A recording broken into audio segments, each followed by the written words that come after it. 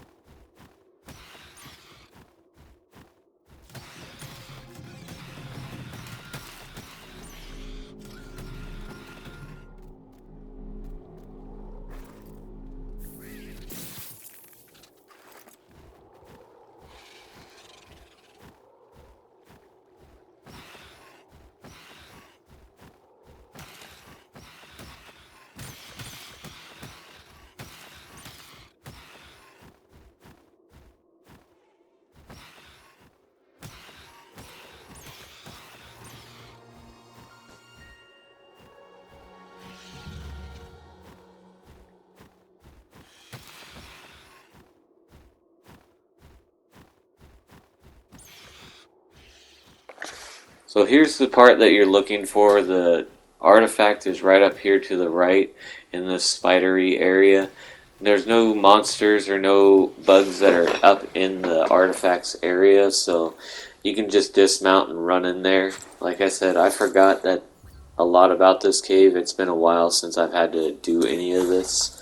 Um, it's just the artifact of the immune. You get facial hair, mutton chops, you get all that cool stuff like that. So you get your Titanosaur Explorer note. I go down and grab this red drop. This red drop is garbage though. It's got a, I think it's got a scope on it and it's got a laser sight, which is not worth the red drops, but if you played Ark long enough, you'll realize all the red drops aren't worth it. They just are there to try and get you to go into the water so that they can kill you slowly. Most times you do die. Leaving the cave's pretty easy. Just take 2 rights and you're out of the cave 100%. Don't get lost in here too long because your gas mask will eventually fail and you will just die and have to go back in and figure out where all your stuff is, and hopefully no bugs come after your tame while it's in there. It's just a hassle and a half. Now that we got our artifact, we need to head over to Red Ob so that we can put our Basilosaurus in the water, because we need 8 more Basilosaurus blubber. The Basilosaurus blubber is going to be one of those harder things to find. As I dismounted from Susan, I got stuck in the ceiling again, so I have to rebuild that a little bit. I was debating it really, but I'm just going to leave that one open like that, put our Basilosaurus in the water, and then we're going to go and search around for more Basilosauruses so that we can kill them, so that we can get all the blubber that we need. I end up not finding a lot of another one for a long time. I put my visor on, I look around, so I head back to base, and when I headed back to base I found this level 150 Megalodon. So I'm going to stop for a second and just trank that out and tame it.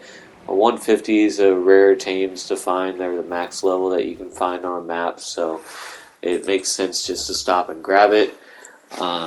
Also, once I get a 150 Megalodon, I could breed up for any level female on it, and I'll get a high level Megalodon that we could potentially get an imprint bonus on.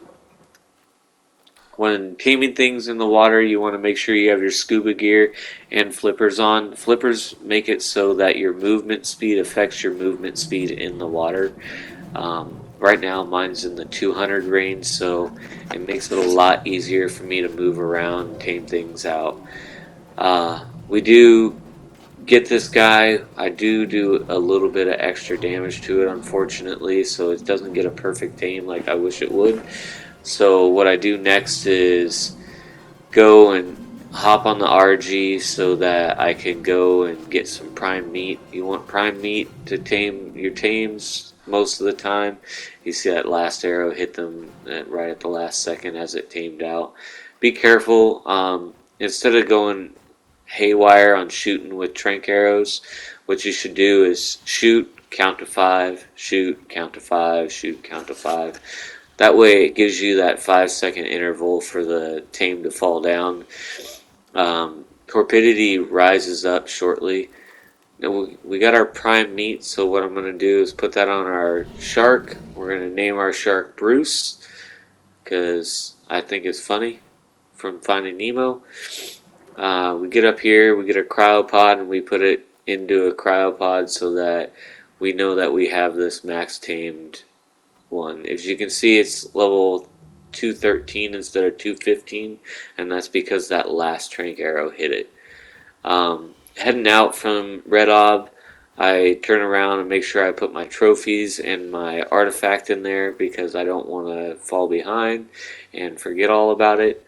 Also, the 2 gigahearts that we found the other day, I put those in there.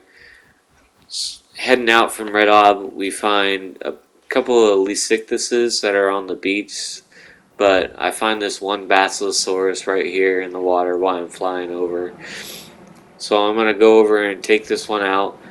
Unfortunately, it didn't give me a Basilosaurus blubber at all, and it didn't even drop a bag to say that there was one, so we lost out on that one. We still need to find 8 more or 4 more of them so that we can have 8 blubber.